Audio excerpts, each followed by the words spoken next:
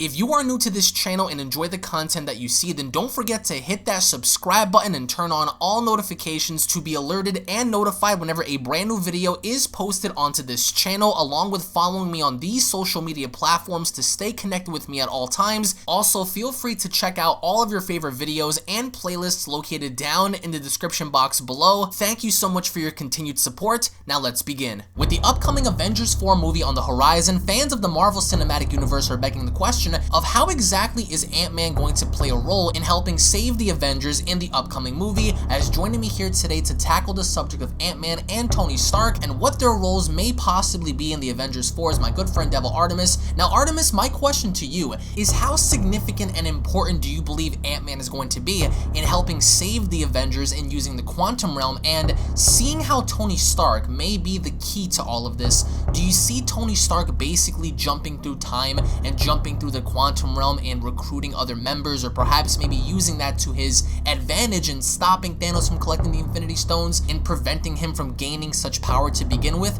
What are your overall thoughts on Ant-Man and Tony Stark going into Avengers 4? I honestly believe that with him stuck in the quantum realm, this is a spoiler alert to anybody who hasn't seen Ant-Man and the Wasp. By the end of the movie, it all has to do with this character Ghost. So Ghost, what ends up happening is she needs to be healed, right? She's healed by Janet Van Dyne, who's the mother of the Wasp, the character the Wasp in the movie. Right. And basically she has quantum energy and she stabilizes Ghost because she's phasing out of reality.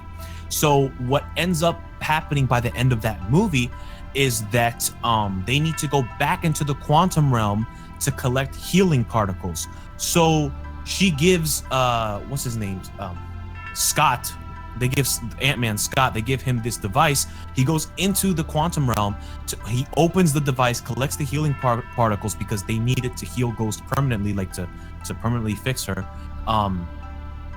And before they can bring him out of the quantum realm, we see at the end of the movie that the effects of Thanos is snap, everybody disappears. So we find ourselves with Scott trapped in the quantum realm. Now, a lot of people are probably thinking like, oh, how can this lead into Avengers 4?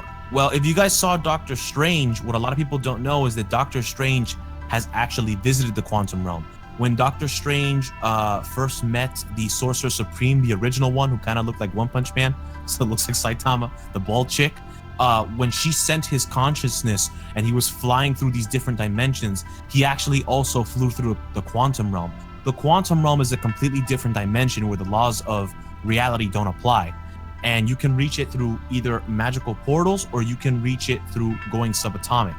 You can become subatomic, and that means like going super small, and you're transported into the quantum realm. So the fact that Scott is stuck in the quantum realm, there is no laws there, so time doesn't work the same there. There's these things called time vortexes where you can transport through time. A lot of people think that there's going to be time manipulation in Avengers 4, so that way that's the way that they're going to beat Thanos. So there's a possibility that Scott is going to play a huge part in that movie through time manipulation, and there's a possibility that he can get different heroes from different timelines or different realities to undo the effects of Thanos' snap. I definitely think that Ant-Man is going to be the one that's probably going to get to Tony Stark first. And I do believe that, because if you think about it, Nebula and Tony are currently on Titan. Now, unless, somehow Ant-Man ends up there and manages to get them away from Titan, then that could be a possibility. Also, I thought about the concept of Nebula perhaps using her ship to get Tony off of Titan and they can go to Earth, but I do believe that Ant-Man's going to have a significant effect in using the quantum realm in traveling through different points of time, because we understand, based on what Kevin Feige said, Kevin Feige had went on record in saying that we are going to see alternate versions of our heroes in Avengers 4, and that only goes based off of what we saw with the Hulk, Tony Stark, and Ant-Man revisiting the events of the Avengers 1 as they spoke to Captain America. So my question to you is, do you think that by using the quantum realm, they're going to basically go through different periods of time to either recruit other members, or do you believe believe that perhaps maybe Tony's going to be jumping through different pockets of time to prevent Thanos from getting the Infinity Stones, or is he going to be collecting the Infinity Stones for himself and creating maybe the Stark Gauntlet, or maybe a replica of what he would deem to be the Infinity Gauntlet, in your opinion? Well, honestly, what I think is going to end up happening is I think Tony, because in the Ant-Man and the Wasp movie, they build a gateway to the quantum realm. It's accessible through a gateway, and then by the end of the movie, that gateway, they actually compact that gateway so small that it could actually fit in the back of a van. So that's how Scott reaches it the third time actually, because the first time was in the first movie. Right, the second right. time, oh no, I think this is the second time. I'm sorry, but anyways, he goes back into the quantum realm, and it's a portable thing.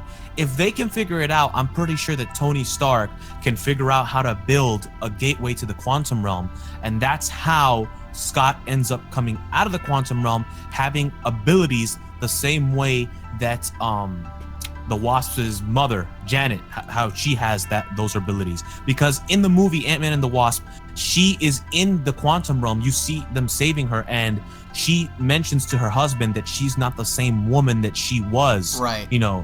She says that when you're in the quantum realm, it alters you. It changes you. You change in the quantum realm. You gain abilities and things like that. And we see that once she leaves the quantum realm, she has the ability to stabilize someone from phasing out of existence. So you could see that she has like abilities to like alter reality, or like the composure of an individual. It's like crazy the amount of powers that you can get from being in the quantum realm. It's a completely different dimension. Time works differently here. You don't need food to survive in the quantum realm.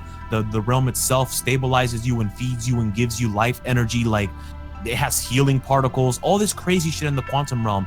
It's all capable there. So who's to say that they can't access different multiverses or different dimensions, which is something that is very common in the Marvel universe. You have stories like Spider-Man, where in Spider-Man there's different multiverses, different dimensions and stuff like that, different Spider-Mans. But do you think Tony's gonna use this place to basically stop Thanos from getting the stones, or do you believe that perhaps he's going to get the stones himself? I honestly feel like that because there's basically no limit to what he can do. I mean, he can travel through any time I don't period. think that he's gonna get another set of the stones. I don't think that that's gonna happen. That would kind of cause a paradox. So I think what Tony might do is he might get heroes from other dimensions, because a lot of the people in his timeline are dead. So he's gonna need help. So he might find different variations, like they said, of these heroes. They might find a different, a variation of so-and-so to come into the timeline and then retrieve the gauntlet from Thanos and actually succeed this time, because they were very close on the Battle of Titan. On the Battle of Titan, they were very close from taking off that gauntlet. So they might actually succeed this time and then use that gauntlet to undo the actions of the actual snap. Now, here's the thing. When we saw the initial snap, when it first happened, it greatly damaged the gauntlet, right? We saw that it was like... Oh, severely, yeah. Yeah. So who's to say that when they undo it, they might destroy the gauntlet so that we don't have to deal with that again, and then that might end the whole saga there with the whole Infinity Wars, and then the stones might be separated or something. I don't know what might happen, but I honestly feel like they're going to use the same gauntlet to solve this problem. The same gauntlet. I mean, that's interesting that you say, because I feel like Tony and Ant-Man are going to be a huge part of this. Of course, as does every other character with Thor. Thor right now, I think, is the only person, aside from probably Captain Marvel, that has a legitimate chance in facing off against Thanos and winning. The Hulk, of course, we're going to discuss in a different video, because he was basically bullied out of, what happened with him and the altercation between him and Thanos, and that was pretty unfortunate. But I would love to see a rematch between those two. But I think that with Tony, I think Tony may suffer or pay the ultimate price in this film, which is why I wanted to ask you, do you believe that it's probable for Tony Stark to end up, dying in this film in the namesake of not just preventing and changing the course of history, but allowing his friends to come back and correcting the mistakes of the past and everything he's done just to save the future? Honestly, I don't think that Tony Stark is going to be the one to die. I think there are going to be even more deaths in Infinity War Part 2. But I feel like there are going to be some deaths that are unreversible. Like I feel like there are going to be some, like, for example, I honestly feel like Captain America is going to be the one to die by all of this. Really? But why Captain? Well, it has to do more so with knowing the backstory of the character. We all know, well, if you don't, spoiler alert, Bucky Barnes becomes a new Captain America. Right. We also know that I think he signed a new contract to be the next Captain America. I think Steve Rogers is what's his name? Chris Evans. He's leaving the role of Captain America. Right. Because he's always wanted to leave. I mean, because he has other obligations, director roles and stuff. So he's getting the salary that he was getting. The actor. So you really think it's gonna be Bucky that's gonna survive? And be I think Bucky's gonna take up the mantle of Captain America. They're gonna continue the Avengers because listen, this was only the first 10 years. Do you understand? Like, right, of course. They're going more so. There's gonna be different faces. Gonna be a bunch of more movies. Of course. Now with what they continue, I honestly feel like he's gonna take up the role. Bucky is gonna take up the role of Captain America. And I think that Steve Rogers in that universe, for that Captain America, he's gonna die and he's gonna do something to sacrifice himself. I don't know if I don't think Tony's gonna die. I don't think he is. I don't see why he would. That makes no sense. And even if they do something like that and they follow what happens in the comics, I think Tony, like, they reboot him to be like a girl or something like that, or a girl takes over as Iron Man. No, I mean, because there are many variations of other people taking over the role of Iron Man. We know that Rhodey did it. We know that various other characters took that mantle. But I just feel like Ant-Man and Tony, with them jumping through pockets of time, with them having to travel through the quantum realm using perhaps maybe a time machine, it's really going to affect a lot. All they really need to do, in my opinion, is allow and help Doctor Strange gain the Time Stone, because then you can just travel through time easily. With Doctor Strange doesn't need the Time Stone because he can enter the quantum realm. Doctor Strange is Sorcerer Supreme, so he can. Doctor Strange has been in the quantum realm before. He just like I said before, there's alternate ways to enter the quantum realm. You can enter the quantum realm through magic or through going subatomic. So Doctor Strange can enter the quantum realm whenever he wants. He was sent there by the previous Sorcerer Supreme when he was sitting in that chair, and I think she like flicked his head and he flew through that like whole rainbow sequence. Right, and he warped from there. But I just feel like the concept of those two characters, I think something tells me that Tony's gonna pay the ultimate price, because I personally don't see the character of Tony Stark remaining in the MCU for the next 10 years. Robert Downey Jr. is an incredibly great actor. I just feel like maybe his role could be reprised and someone else can take that mantle. Well, if it's Rhodey or somebody else, because it is possible. Well, let me say this. I feel like regardless of who is involved in the MCU, for them to make the next big step to beat Thanos, they have to do something that's never been done before. It can't just be a new set of heroes. It's going to end the same with Thanos. I feel like they need some next level power, and this quantum realm plays a huge role it plays a huge role, because you have to see Ant-Man and the Wasp to understand. I feel like this quantum realm is the answer. They wouldn't trap Ant-Man in the quantum realm for no reason.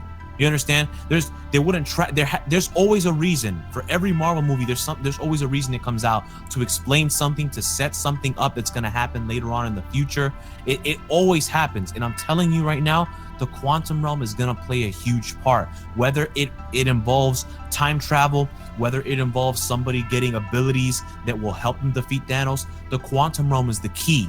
It is the key that is going to have them stop Thanos. In my opinion, I feel like that's what it is, because it obviously is a realm that sits, out of freaking their reality. It's a completely different dimension with like crazy abilities. So I don't know. It has to play a role. I'm telling you. I think without Ant-Man, everyone's basically doomed.